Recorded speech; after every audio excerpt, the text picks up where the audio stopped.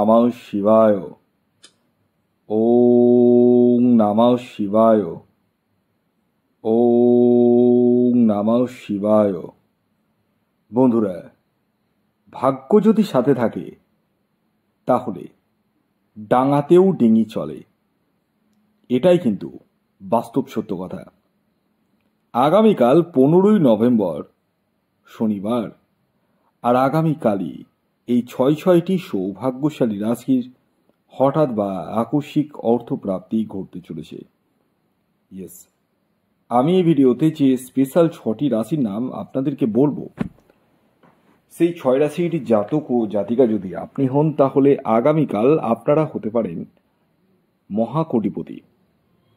শুনে আপনাদের মনটা কিন্তু ভরে গেছে আমি জানি, আর আপনারা অপেক্ষা করছেন সেই 6টি রাশির নাম জানার জন্য, আর জানার পরেই আপনারা ভিডিও স্কিপ করে বেরিয়ে যাবেন, সেটাও আমি জানি।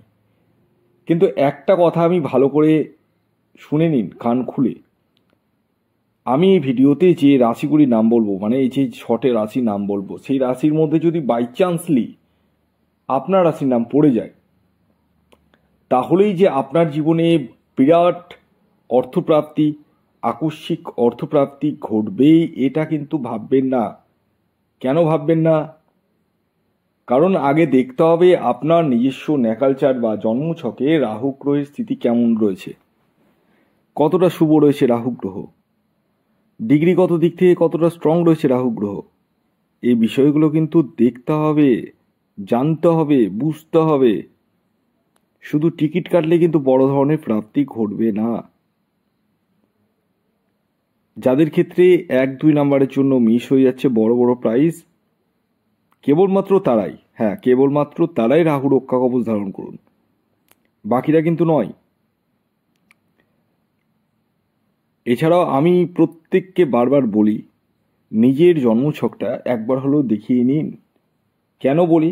কারণ যখন জন্মছক আমি দেখি তখন আমি দেখি যে তার ভাগ্যভাব কতটা স্ট্রং রয়েছে। যদি স্ট্রং না থাকে তাকে স্ট্রং করে দিতে হবে।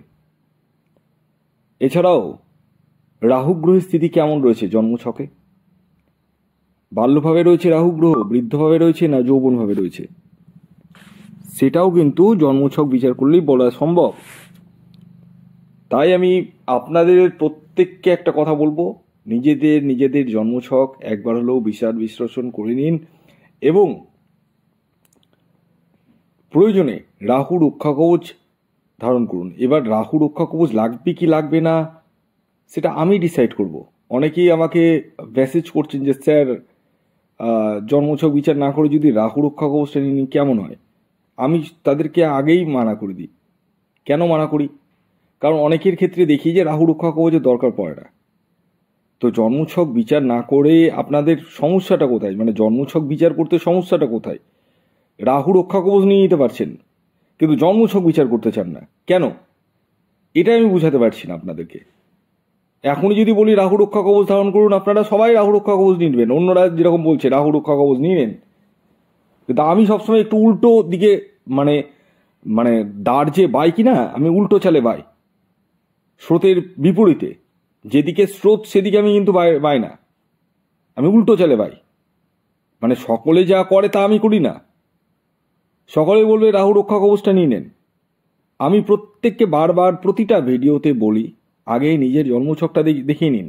এবার অনেকেরই আবার প্রশ্ন আছে, স্যার আমার তো তখনকার দিনে তো সময় তো জানা নেই। অনেকের তারিখটা ঠিকঠাক জানে, অনেকে আবার কোন প্লেসে হয়েছে সেটাও ঠিকঠাক বলতে পারছে না। তো এই জিনিসগুলো নিয়েও অনেকের মধ্যে একটা সন্দেহর দানা বাজছে যে কি বলবো, আমি কি বলবো। তো তাদের জন্য রয়েছে হস্তরেখা বিচার। হাতের ছবিটা তুলে পাঠাতে হবে আপনাদেরকে। এই যে স্ক্রিনে যে হোয়াটসঅ্যাপ নাম্বারটা দেখছেন, এই নাম্বারে যাদের জন্ম তারিখ, জন্ম সময়, জন্মস্থান জানা নেই, ভালো করে শুনুন, যাদের জন্ম তারিখ, জন্ম সময়, জন্মস্থান জানা নেই তারা কেবলমাত্র হাতের ছবি তুলে পাঠান, আর আপনার নাম আর বয়সটা একটু লিখে পাঠান। আর এটি কিন্তু অনলাইন সার্ভিস, বারবার বলে দিই, এটি অনলাইন সার্ভিস এবং এটি ফ্রি সার্ভিস নয়। এটি অবশ্যই আপনারা মাথায় রাখবেন। আসুন, আগে আমি আপনাদেরকে জানিয়ে দিই, আগামীকাল 15ই নভেম্বর শনিবার সূর্যোদয় কখন হচ্ছে, সূর্যাস্ত কখন যাবে, কি তিথি থাকছে, নক্ষত্র কি থাকছে, এবং রাহুকাল কখন শুরু হবে এবং শেষ কখন হবে।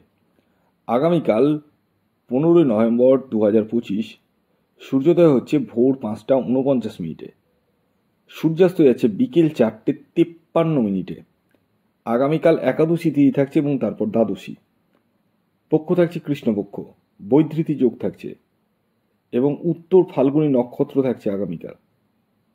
ববকরণ থাকছে। আগামীকাল রাহুকাল শুরু হচ্ছে সকাল 8টা 35 মিনিটে, থাকবে 9টা 58 মিনিট পর্যন্ত। মানে সকাল 8টা 35 মিনিট থেকে সকাল 9টা 58 মিনিটের মধ্যে কোনো ধরনের টিকিট কাটা বলুন, কোনো কিছু কেনাকাটা বলুন, কিছুই কিন্তু করা যাবে না।